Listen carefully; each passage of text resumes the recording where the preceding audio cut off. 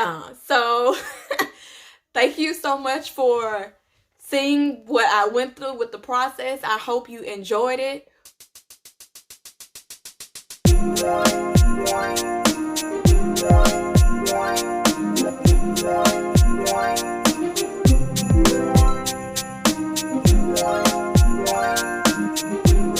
Hey, if you're returning back, thank you for coming. I appreciate the support.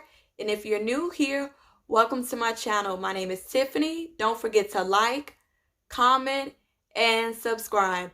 So in today's video, I am doing a DIY baby's first Christmas photo shoot. I know that was a long title.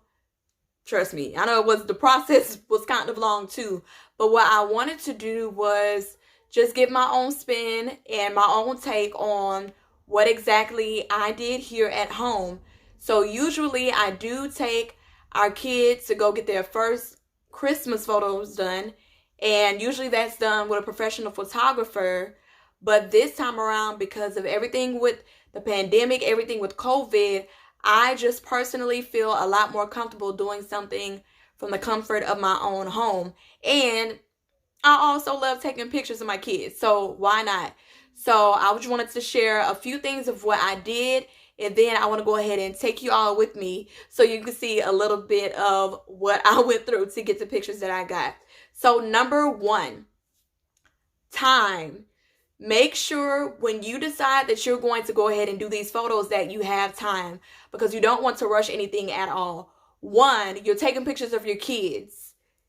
Listen, kids are going to do what they are going to do, especially if they are toddlers, especially if they're babies.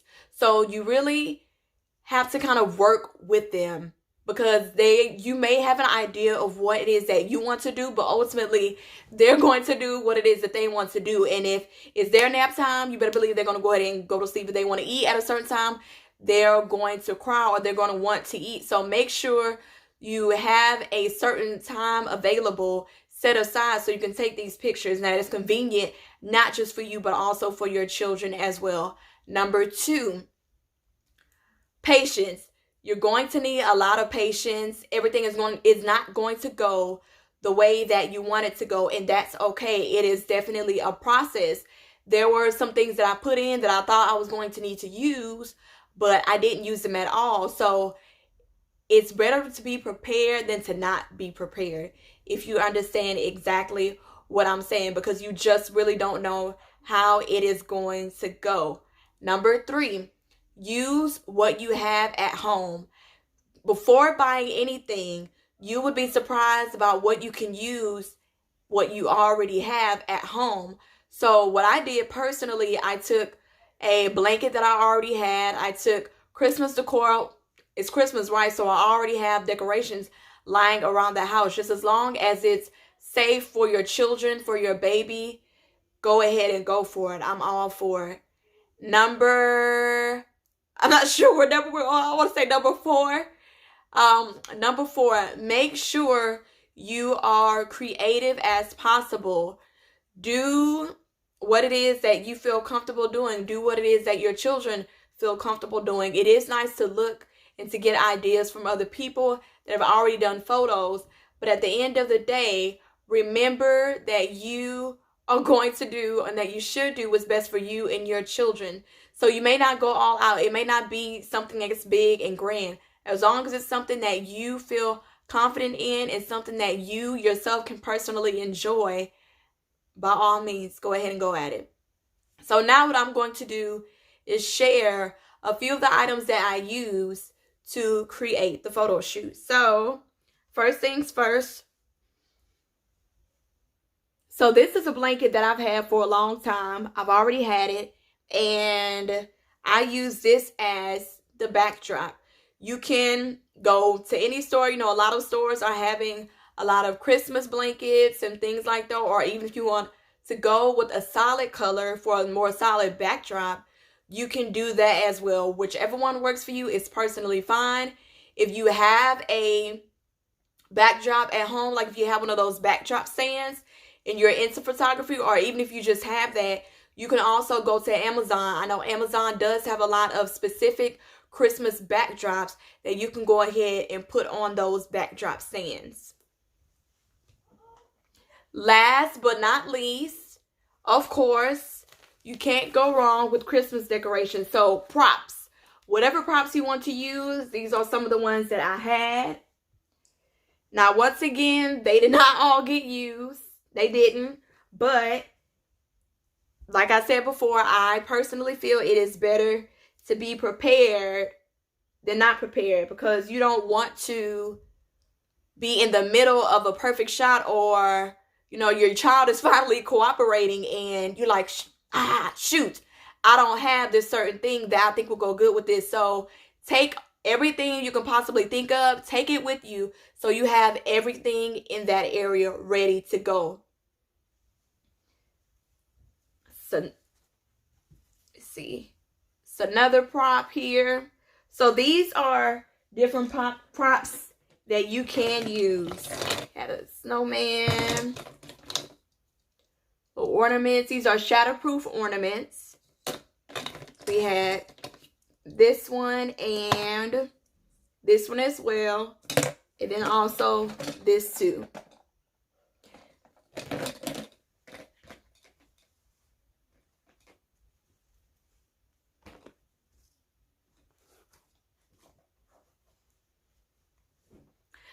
So now that you've seen all of that, and now that you've heard my take on the different things that you'll need, now you can see me in the process. Yeah, it was definitely a process, but it was so much fun. And this is something that I may just end up doing from here on out. I'm not really sure about it quite yet, but I just know that I'm a creative, so I love creating. I love getting things together. And why not do something that will last for years, to be able to take these pictures and create memories with my children. So without further ado, let's go.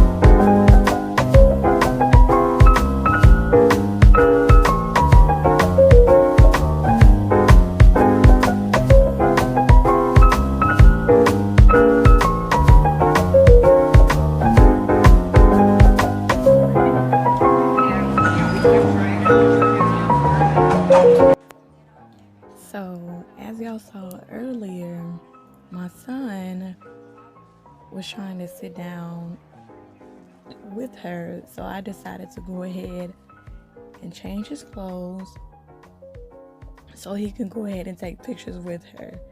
Y'all will see in a little bit how this is about to go.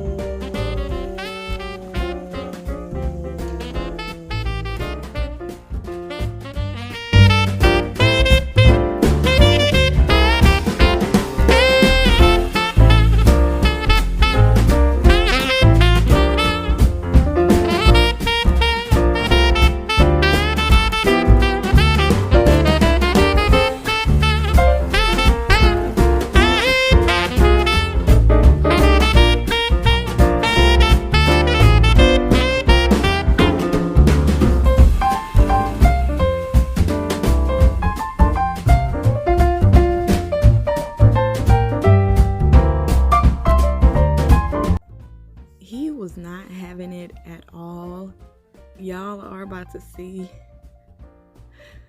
just exactly what I was talking about, but this truly was something that was so fun, so interesting. So it turns out, oop, there it goes.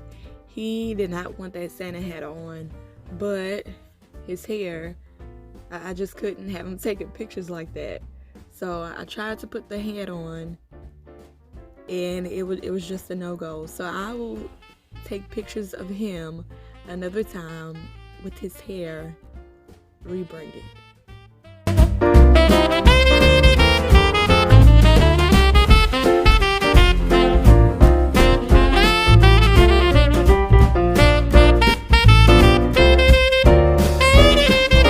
Yeah, so thank you so much for seeing what I went through with the process. I hope you enjoyed it.